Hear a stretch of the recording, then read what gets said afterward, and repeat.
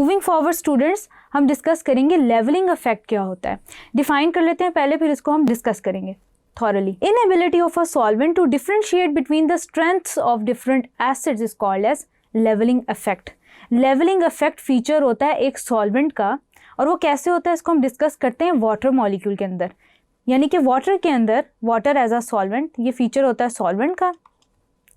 Water को as a solvent हम discuss करते हैं।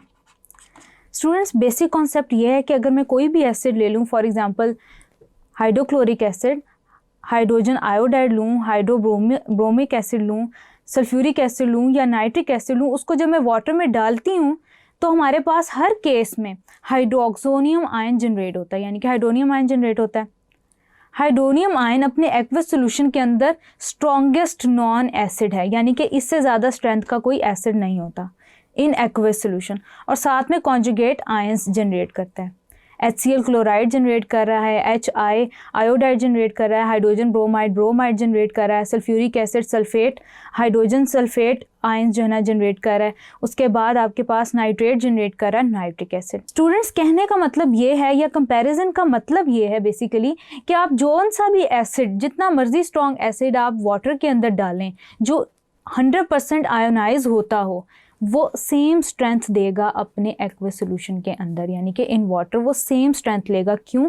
क्योंकि जो एज अ रिज़ल्ट जो प्रोटॉन बन रहा है, जो एसिड जनरेट हो रहा है वाटर के अंदर, उसकी कैपेबिलिटी मैक्सिमम है, वो मैक्सिमम एसिडिक है। As a result levelling effect generate होता है।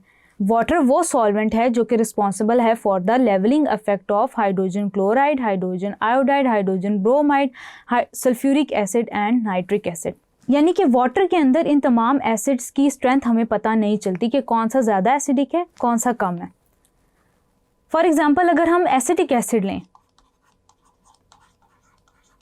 क्योंकि जिनका भी हम जिक्र करें, जितने भी एसिड्स का हम जिक्र करें वो स्ट्रॉन्ग एसिड्स हैं, तो एसिटिक एसिड को जब हम एज अ सॉल्वेंट इस्तेमाल करेंगे तो एसिटिक एसिड वीक बेस के तौर पे काम करेगा, यानी कि एक बेस के तौर पे काम करेगा एज अ सॉल्वेंट। अब जो एसिड जितनी आसानी से इसको प्रोटोनेट कर सकेगा वो उतनी स्ट्रेंथ देगा एक्वस सॉल्यूशन के अंदर, यानी कि एसिटिक एसिड के अंदर तमाम एसिड्स की स्ट्रेंथ हमें नुमायां नज़र आएगी।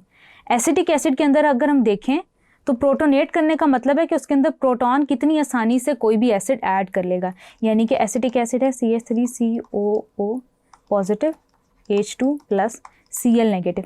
तो ये मैंने आपको एक इक्वेशन के थ्रू डिपिक्ट कर दिया कि कैसे प्रोटोनेशन का मेरा मतलब है। देन स्टूडेंट्स, हम इसमें एक ये चीज़ देखेंगे कि एसिटिक एसिड को अगर मैं सॉल्वेंट के तौर पे इस्तेमाल कर रही हूँ तो सबसे ज़्यादा एसिडिटी किसकी होगी?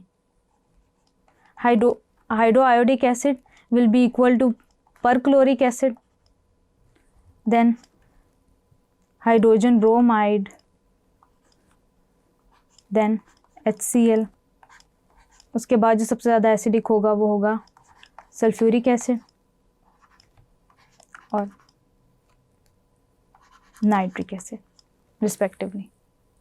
यानी कि डिफ्रेंशिएट कर लेगा glacial acetic acid acting as a solvent को, जिसमें तमाम एसिड्स की स्ट्रेंथ हमें नुमायां नज़र आएगी कि कौन कितना ज़्यादा एसिडिक है और कौन नहीं। स्टूडेंट्स, टिडबिट्स की तरफ चलते हैं। डू यू नो में है onions release a gas which turns to sulphuric acid. जो हमें प्याज आंखों में चुभता है वो इसलिए क्योंकि एक गैस सल्फ्यूरिक एसिड में कन्वर्ट हो जाती है। जब वो हमारी आंखों तक लगता है तो हमारी आंखें चुभती हैं और पानी निकलता है उनमें से। लेमन जूस के अंदर सिट्रिक एसिड होता है और एस्कॉर्बिक एसिड होता है, जो कि मैंने स्टूडेंट्स पहले भी मेंशन किया ऑर्गेनिक एसिड्स की टाइप हैं, ये ज़रा वीक एसिड्स होते हैं। Students, fermentation reaction. स्टूडेंट्स, जो फर्मेंटेशन रिएक्शन हो रहे होते हैं आपकी ब्रेड्स डोज के अंदर, जिसकी वजह से डो जो उसका साइज़ इंक्रीज़ होता है, वो होता है due to the production of carbon dioxide. अब जब कार्बन डाइऑक्साइड उन ब्रेड डोज में प्रोड्यूस होती है तो वो उसका pH डिक्रीज़ कर देती है और कुछ और ऑर्गेनिक एसिड प्रोड्यूस होते हैं। इसी तरह आप नेचुरल बफर्स में मिल्क और फ्लोर वगैरह इस्तेमाल कर सकते हैं। सोडियम हाइड्रोजन कार्बोनेट को वो pH को लिमिट करते हैं ड्यूरिंग फर्मेंटेशंस। देन स्टूडेंट्स, जो वाइल्ड प्लांट है ल्यूपिन, ये नाइट्रोजन एटमॉस्फेयर से लेता है और अमोनिया प्रोड्यूस करता है। जब वो अमोनिया प्रोड्यूस करता है तो ऑटोमेटिकली सॉइल फर्टिलाइज होती चली जाती है। देन स्टूडेंट्स, हाइड्रोलिसिस एक बड़ा इंपॉर्टेंट की फैक्टर है जो कि आपकी बॉडी में रिएक्शंस को रेगुलेट कर रहा होता है।